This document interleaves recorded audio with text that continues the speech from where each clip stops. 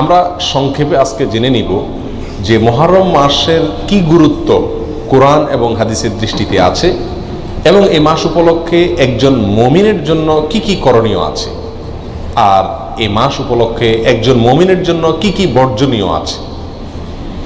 প্রথম কথা হলো, মুহররম মাস এটি হলো কোরআনে কারীমের সূরা তাওবার 36 নম্বর আয়াতে ঘোষিত বছরের 12 মাসের 4টি সম্মানিত মাসের অন্যতম।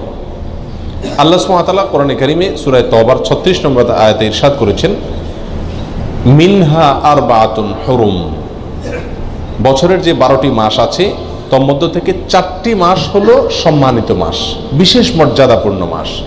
সেই 4টি মর্যাদাপূর্ণ মাসের ব্যাখ্যা, তার বিশ্লেষণ দিতে গিয়ে সহিহ বুখারীতে আবু বকর রাদিয়াল্লাহু তাআলা আনহু বর্ণিত হাদিসে নবী সাল্লাল্লাহু আলাইহি সাল্লাম ইরশাদ করেছেন, সালাসুন মুতাওয়ালিয়াত, 3টি হলো ধারাবাহিক মাস। বছরের যে 4টি সম্মানিত মাস আছে সেই সম্মানিত 4 মাসের মধ্যে 3 মাস হলো ধারাবাহিক, একটার পর একটা। সেই ধারাবাহিক 3টি মাসের শেষ মাস হলো এই মুহররম।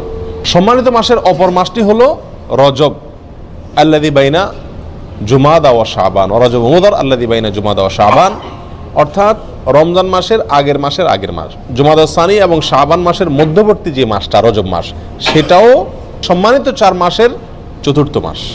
প্রিয় ভাইরা, আমরা প্রায় সময় বলে থাকি যে আল্লাহ সুবহানাহু ওয়া তাআলা বছরের 12টি মাসের মধ্যে 4টি মাসকে সম্মানিত ঘোষণা দিয়েছেন, মর্যাদাপূর্ণ মাস বলে ঘোষণা দিয়েছেন। আল্লাহ যে মাসকে সম্মানিত বলে ঘোষণা দিয়েছেন, মর্যাদাপূর্ণ বলে ঘোষণা দিয়েছেন, সেই মাসগুলো কখন আসে, কখন যায়, বা কোন কোন মাস সম্মানিত মাস, কোন কোন মাস সাধারণ মাস, এ সম্পর্কে আমাদের সমাজে খুব একটা ধারণা নাই বললেই চলে। আমরা এখানে যারা আছি আমরাও বেশিরভাগ লোক জানি না কোনটা সম্মানিত মাস আর কোনটা সাধারণ মাস, ঠিক না ভাই? ঠিক। অথচ কোরআনে কারীমে আল্লাহ সুবহানাহু ওয়া তাআলা এই সম্মানিত মাস সম্পর্কে বেশ কয়েকটি আয়াতে বিস্তারিত বিবরণ উল্লেখ করেছেন। নবী সাল্লাল্লাহু আলাইহি সাল্লাম একাধিক হাদিসে এ বিষয়ে আলোচনা করেছেন। তাহলে একজন মুমিন হিসাবে আমাদের জন্য এই সম্মানিত 4 মাস সম্পর্কে ধারণা রাখা জরুরি নাকি জরুরি না? প্রিয় ভাইরা, 2টি মাস চলে গেছে, এগুলো সম্মানিত মাস ছিল, কিন্তু আমরা কয়জন মানুষ এই মাসগুলো অতিবাহিত করার সময় মনে পড়েছে যে এটি একটি সম্মানিত মাস যাচ্ছে? কয়জন মানুষ এমন আছে? হাতে গুনে পাওয়া কঠিন হয়ে যাবে, ঠিক না ঠিক? প্রিয় ভাইরা, অতএব যে মাসটি এখন চলছে মুহররম মাস, এই মাসটিতে অন্তত আমরা এই কথা বারবার চিন্তায় আনার চেষ্টা করি, মাথায় আনার চেষ্টা করি, মনে করার চেষ্টা করি যে যেই মাসটি শুরু হয়েছে 30 দিন পর্যন্ত এই মাসটি আল্লাহ সুবহানাহু ওয়া তাআলা 4টি মাসকে বিশেষ সম্মানিত মাস বলেছেন, তার ভিতরে অন্যতম সেরা সম্মানিত মাস এটি। মুহররম শব্দের অর্থই হলো সম্মানিত। মুহররম শব্দের অর্থ কি? সম্মানিত। অতএব মুহররম মাসটি এই 4টি সম্মানিত মাসের মধ্যে আবার সবচেয়ে বেশি সম্মানিত মাস, সবচেয়ে বেশি মর্যাদাপূর্ণ মাস। আমরা আরো সহজ করে বলতে চাইলে বলতে পারি, রমজানের পরে সবচেয়ে শ্রেষ্ঠ মাস হলো এই মুহররম মাস। প্রিয় ভাইরা, কিন্তু মুহররম মাস আসে যায়, কখন আসে কখন যায় আমাদের কোনো খোঁজ খবরও থাকে না, ঠিক কি না? একজন সম্মানিত মানুষ সামনে আসলে আমার চলাফেরার ভিতরে একটা পরিবর্তন হয় কি হয় না? আপনি হয়তো পাও মেলে বসে আছেন, আপনার শ্বশুর আসছেন, আপনার বাবা আসছেন, আপনার শিক্ষক আসছেন, মুরব্বী আসছেন, তো আপনি নড়ে চড়ে বসেন কিনা? সম্মানিত মাস আসছে, কিন্তু আমাদের ভিতরে কোনো নড়ে চড়ে বসা বসি নাই। আমরা আগে যেমন ছিলাম এ মাসেও তেমন আছি। এর মূল কারণ হলো আমরা জানিই না যে এটি একটি সম্মানিত মাস। এই মাসকে আল্লাহ তাআলা কি দিয়েছেন? সম্মান দিয়েছেন, মর্যাদা দিয়েছেন, ঠিক না ভাই? ঠিক। প্রিয় ভাইরা, অতএব যে মাসটি শুরু হয়েছে এই মাসটি সম্মানিত মাস, এই কথাটি আমাদেরকে মনে রাখতে হবে, বারবার মনে আনতে হবে। সম্মানিত মাসের করণীয় কি? সবচেয়ে বড় কথা হলো সম্মানিত মাসের সম্মান দেওয়া। সম্মানিত মাসের কি দেওয়া? সম্মানী মানুষকে যেরকম সম্মান দিতে হয়, আল্লাহ যেহেতু এই মাসকে সম্মানিত ঘোষণা করে দিয়েছেন, অতএব এই মাসকে সম্মান দেওয়া। এই মাসকে সম্মান আমরা কিভাবে দেব? নেক কাজ, ভালো কাজ, 5 ওয়াক্ত সালাত ইত্যাদি, এগুলোকে সময় মতো আদায় করব। অন্য মাসে যদি একটু গাফলতি করি, এই মাসে গাফলতি করব না। এই কথা মাথায় রেখে যে এটা সাধারণ মাস না, এটা কি মাস? সম্মানিত মাস। যারা সবসময় বিড়ি সিগারেট খায় এরা কিন্তু শ্বশুরের সামনে খায় না, ঠিক কিনা? কেন? যে আমি খারাপ কাজ করি, কিন্তু তাই বলে শ্বশুরের সামনে খারাপ কাজ করে আর ডবল খারাপ কাজ করব না, ঠিক কিনা? অতএব একজন মুমিন একটি সম্মানিত মাস, একটি মর্যাদাপূর্ণ মাস যখন অতিবাহিত করবেন, তিনি তখন অন্য সময় যে গুনাহের কাজগুলো করেন, এই মাসে সে গুনাহের কাজগুলো করতে ভাববেন যে এই মাসকে আল্লাহ সম্মান দিয়েছেন, আল্লাহর দেওয়া সম্মানকে আমার রক্ষা করতে হবে, বিধায় গুনাহ করা যাবে না। আল্লাহ কোরআনে বলছেন, ফালা তাজলিমু ফিহিন্না আনফুসাকুম, তোমরা সম্মানিত মাসসমূহে নিজেদের প্রতি কি করো না, অবিচার করো না। বিভিন্ন তাফসীরের কিতাবে উলামা ইকরাম লিখেছেন যে এখানে অবিচার করা বলতে আল্লাহ সুবহানাহু ওয়া তাআলা গুনাহের কথা বুঝিয়েছেন, অর্থাৎ এই সম্মানিত মাসসমূহে নিজের প্রতি নিজে অবিচার করো না, পাপাচার করে গুনাহের কাজ করে। অন্য সময়ও গুনাহ করা নিষেধ, কিন্তু সম্মানিত মাসে গুনাহ করার নিষেধাজ্ঞার মাত্রাটা আরো বেশি, গুরুত্বটা বেশি।